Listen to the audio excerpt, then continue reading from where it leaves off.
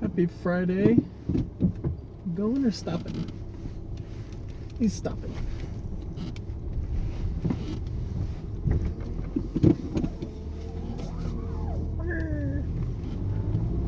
So, had some interesting bits.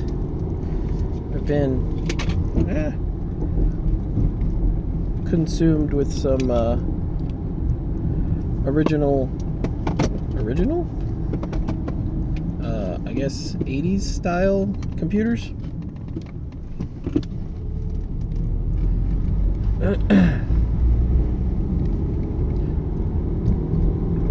And been looking at the Maximite, or the color Maximite, which is like a basic full operating system, or I mean literally basic. It uses basic. It has GPIO control through basic. It's like very, very well integrated. But it all runs on a PIC32, which is pretty neat. And there's all kinds of different flavors of hardware for it, and builds and stuff. So aside from having a small programmable or small computer, you know, basically Commodore 64 level, which I also looked into, you have something that's fast and simple and extensible, and you can, you know, control stuff with it. Seems very cool. I'm also just, I don't know, it's like my brain is categorizing all of this stuff. It's like breaking all this down. I don't understand it quite, because I'm not quite sure how or why I'm doing it. Some subconscious process is like, but how do computers really work? And just keeps requesting stuff be fed into it so that it can figure stuff out. Like, video games are a good all-encompassing medium, or example for full control of a computer. And like, just this morning, just waking up, I'm sitting there thinking like, oh, that's how you can reference all of the background registers. It's like, that makes perfect sense, actually. And I'm learning C, and I'm figuring out how all this the memory management needs to work. It's very strange. I don't understand why it is valuable. I mean, I find the value, again, with that eye on what is actually of value.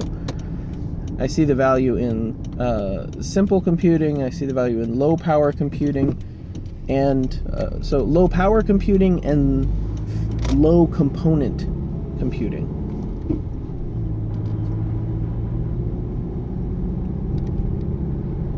So things that make things very simple, so that you can understand them. Very simple, so you can understand them. It makes it more difficult to understand them when they're that simple. But it does give you a complete knowledge, I guess is the right way of putting it, of computing and all that. So it is interesting. I don't quite know why and what the value is. Well,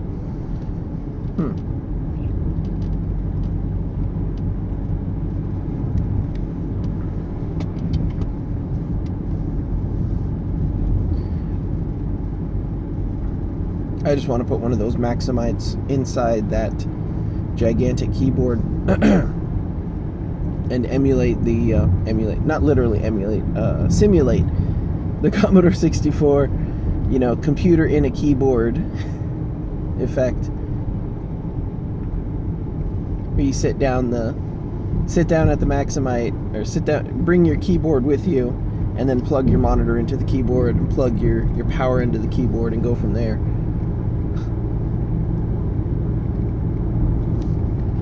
You're off to the races. Ooh.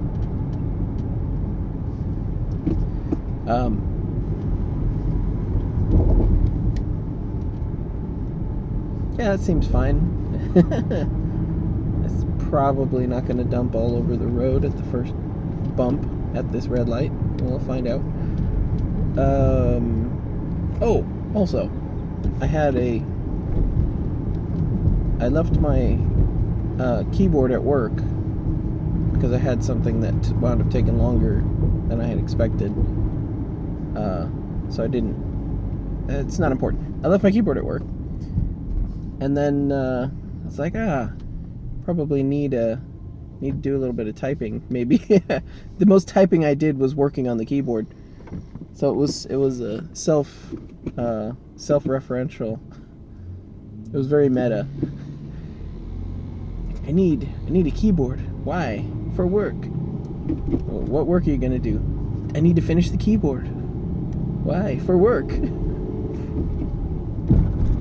So it's this is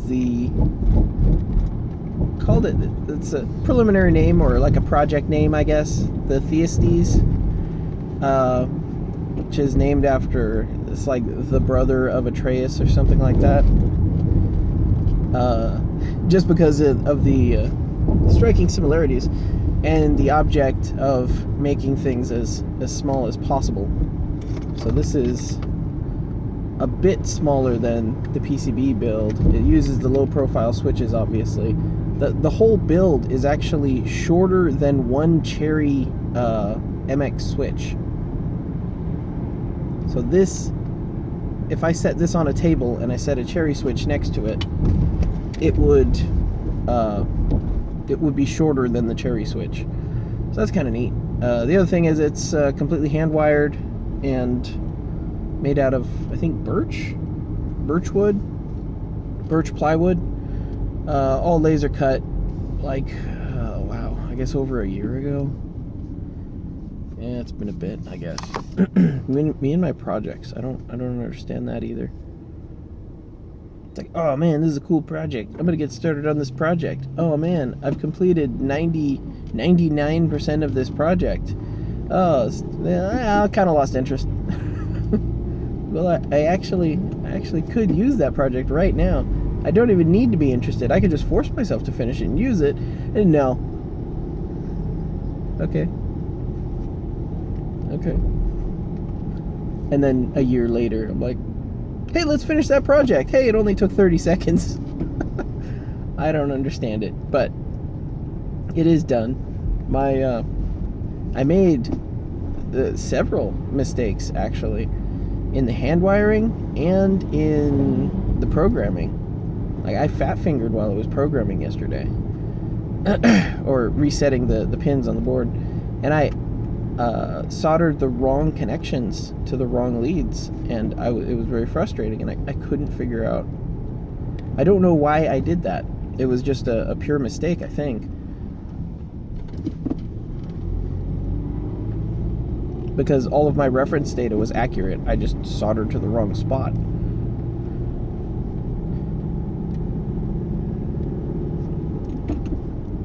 There was some other weirdness about the firmware, but I just wound up rewriting the whole thing, or resetting it.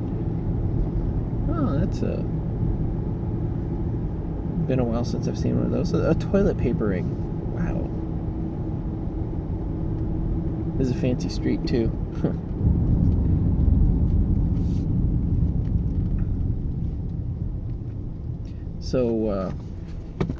So that's pretty interesting. We'll see how this keyboard works out. I did receive another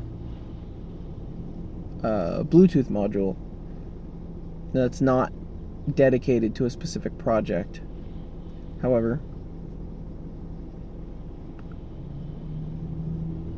I'm probably going to change that.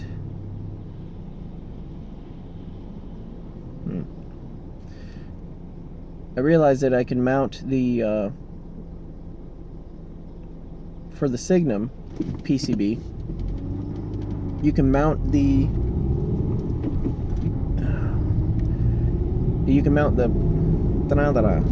cosita, the thingy, the MCU on the bottom side of the circuit board, you maintain the same orientation, obviously, so you retain the pins, but you just put it on the bottom of the circuit board and mount it up into it.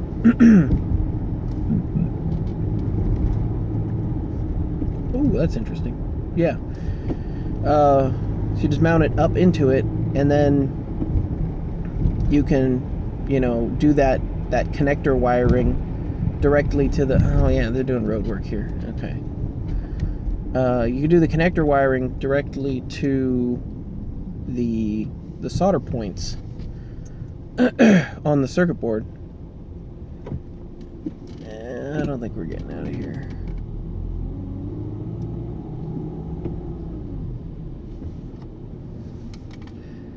Right.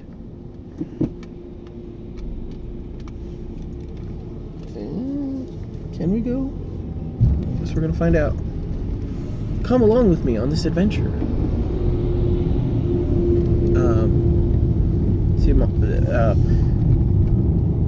So in order to make the connection, you have to plug a USB mini plug into the teensy, and then cut the wires off of it, and then solder the wires to the board mount, the header mount on the board, on the PCB.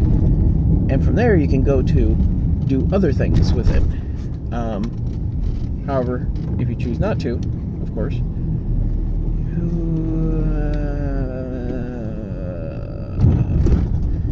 teensy, I guess it doesn't matter to have a case ground versus a chassis ground.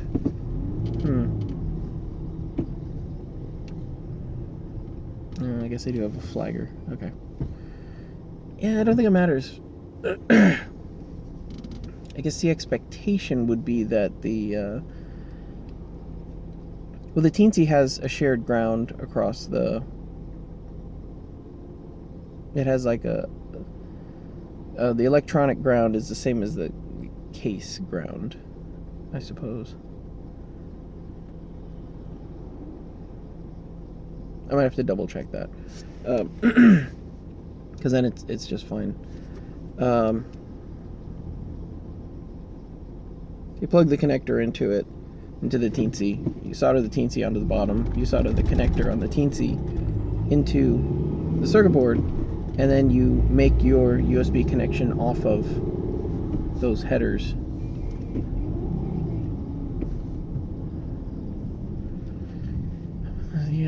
Yeah. Then it's easy to, wire directly to it and integrate something like USB switching or something like that. So I'm probably going to be building that USB Bluetooth converter into a Signum. I'll just need a bottom cover for it, or a bottom case. Probably going to do the exact same... Cool. Probably going to do the exact same wiring job I did on the PC-122. And probably use the same thingy. I'm just full of words that make sense. And, ooh, that's interesting.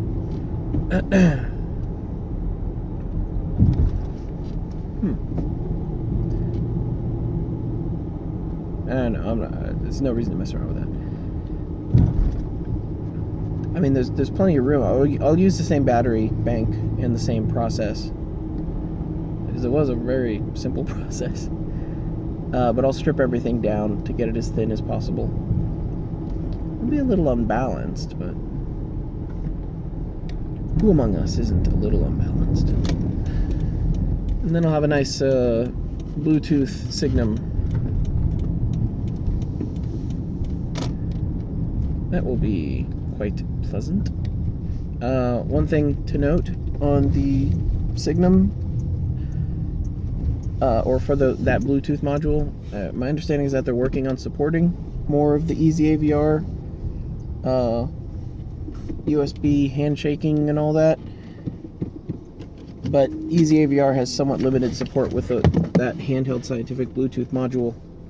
So you need to cut off some of the bonus features in order for Easy AVR to work. However, QMK works much better and sends mouse data back and forth. So QMK is probably a better bet anyways. Which is just fine. Because my layout is, I don't know, the last time I changed it was like a few months ago. That wasn't for like, you know, a bonus feature or something.